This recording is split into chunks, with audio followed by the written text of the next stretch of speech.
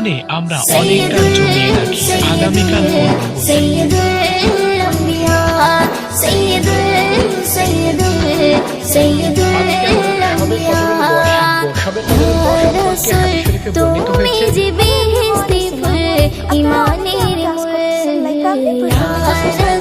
পাঁচ ওয়াক্ত নামাজের ব্যাপারে কতই না উদাসীন আমরা, অথচ আল্লাহ সুবহানাহু